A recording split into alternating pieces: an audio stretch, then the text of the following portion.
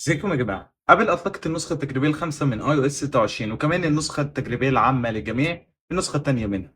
الفيديو ده مهم عشان هتعرف فيه المشاكل اللي قابلتني في iOS 26 او مشاكل اللي قابلت بعض المستخدمين كمان، بالاضافة اللي فيه مميزات جديدة نزلت في التحديث ده. فعشان ما اطولش عليكم يلا بينا نخش في الموضوع على طول. يلا.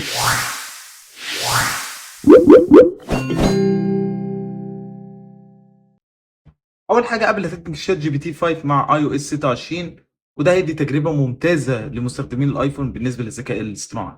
ده غير ان ابل ضافت خلفيات جديده على موقعها للجميع، تقدر تشوف الخلفيه دي وتضيفها عندك زي ما انت شايف كده. خلفيه جميله جدا. لو دوست على كلمه داونلود هسيب لك طبعا اللينك في الوصف. دوس على كلمه داونلود هيعرض لك الخلفيه دي. لو شغلنا ال 3 دي افكت او تاثير ال 3 دي، بصراحه شكلها جامد جدا ورايق. كمان لو دخلنا على تطبيق الخرائط وحددت وجهه معينه تروح ليها، كنت في الاول عن طريق العربيه او المشي او الباص، دلوقتي ضافوا لك حاجه جديده وهي العجله. يعني انت لو سايق عجله ورايح مكان معين، فده بيسهلك جدا وبيخلي يعني الايفون يكون اذكى في التعامل مع الطرق، عن طريق ان انت بتحدد له ان انت سايق فعلا عجله، فهيحدد لك طرق مختلفه عن لو انت محدد مثلا عربيه، وبيكون امان ليك اكتر. كمان تطبيق الرياضه زي ما انت شايف كده اتغير الشريط العايم اللي تحته، بقى شكله نفس تصميمات اي او اس 26 سواء في تطبيق موسيقى او الاب ستور او غيرهم. بس هنا غيروا ان مفيش زرار بحث، فعشان كده هتلاقيه في النص كده وشكله صغير شويه. وبالنسبه لتطبيق الهاتف فحصل عليه تعديل بسيط برضو. لو دوسنا على كلمه ايديت هتلاقي حاجه جديده اسمها سيلكت، وتقدر تمسح الكل بضغطه زر، تمسح كل المكالمات الفائته او سجل المكالمات، يعني تقدر تمسحهم بضغطه زر على طول، او تقدر تحدد الحاجه اللي انت عايز تمسحها على طول وتعمل ديليت. دي بالنسبه للمميزات. وبالنسبه للمشاكل اللي في اي او اس 26، بصراحه في مشاكل غريبه في اي او اس 26 بالذات في النسخه التجريبيه الخامسه. بيقول لك ان الشاشه بترعش معايا في اي او اس 26، جهازي 13 برو ماكس وكذا، وواحد تاني برضو اشتكى لي من الموضوع ده. ف يعني اقدر اديك كذا حل، بس لو الموضوع ما اتحلش فانت تقدر تستنى النسخه اللي بعديها. اول حل معاك ان انت تخش على الاعدادات وتخش على جنرال او عام، وتنزل تحت خالص وتعمل ترانسفير او ريسيت، وتعمل ريسيت اول سيتنج، ان انت تعمل اعاده تعيين جميع الاعدادات يعني. بس قبل ما تخش على الحل ده ممكن تعمل حل ابسط الاول. لو نفع معاك خلاص مش شرط تعمل الحل ده. بتدوس دوسه او تكه على زرار الصوت العالي، وتكه على زرار الصوت الواطي، ودوسه مطوله على زرار الباور. هتلاقيه قلب معاك بالشكل ده. تفضل دايس عادي لغايه ما يظهر لوجو ابل. زي ما انت شايف كده الشاشه قفلت معايا ولسه ضاغط على الزرار، هتلاقي لوجو ابل ظهر قدامك كده. بنسبه كبيره لما بتعمل الحوار ده او بتعمل الموضوع ده، معظم المشاكل اللي بتقابلها بتكون اتحلت.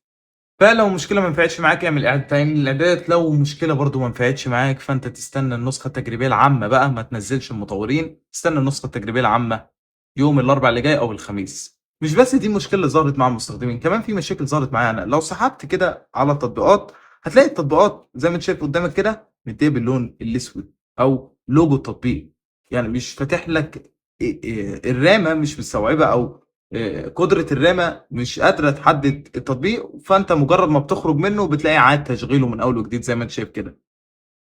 معظم التطبيقات كده، حتى تطبيق الاعدادات اللي انا لسه فاتحه معاكم مالوش علاقه بالرستره اللي انا لسه مرسترها. الموضوع ده قبل الرستره، فانا بوضح لكم الموضوع.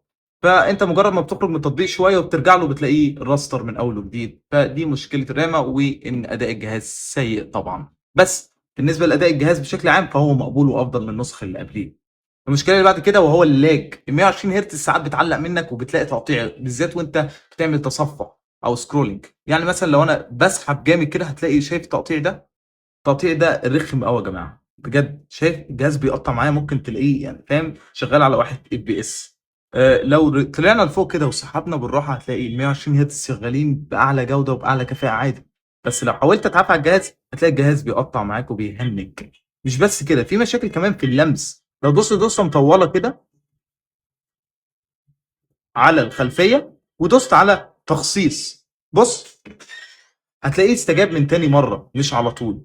يعني لو جينا كده نوضح تاني تخصيص، دلوقتي استجاب على طول. انما وانت مثلا لو دوسنا كده، دوسه مطوله تاني، دوست على تخصيص هتلاقيه سيبت شويه اتجمد زي ما انت شايف ما فتحش. ادوس تاني عشان يستجيب. فدي مشكله برضو في اللمس في تحديث اي او اس 26.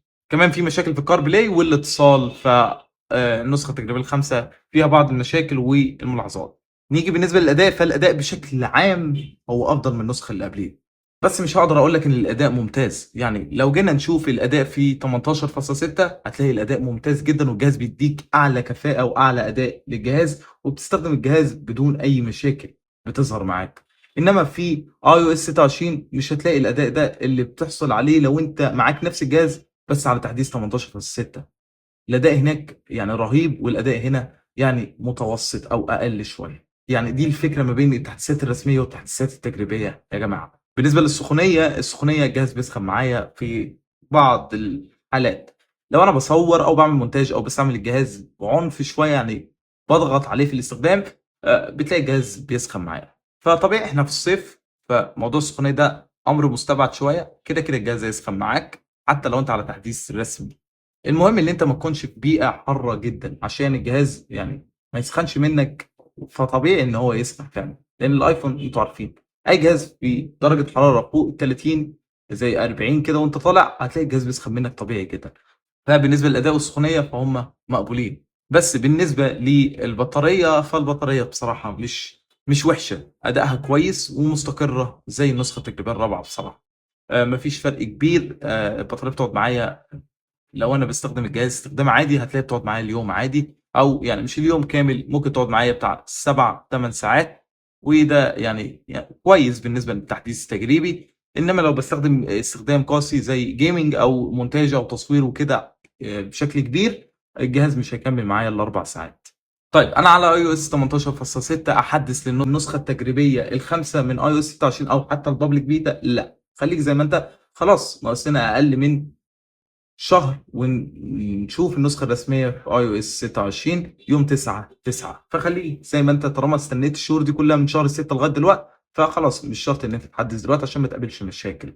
بالنسبة لiOS 18.5 فApple وقّفت الدعم عنّه، يعني أنت لو على 18.5 وعايز تحدّث ل18.6 مش هتعرف ترجع للتحديث ده تاني.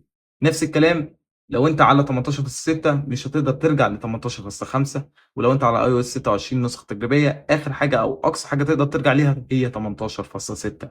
بالنسبة ل18.7 ممكن نشوف النسخة التجريبية الأولى منه خلال الأسابيع اللي جاية. وبالنسبة للنسخة التجريبية السادسة من iOS 26 والpublic beta 3 من iOS 26 هنشوفها الأسبوع الجاي. الpublic beta هتكون يوم الأربعاء أو الخميس، والنسخة التجريبية السادسة للمطورين هتكون يوم الاثنين أو التلات.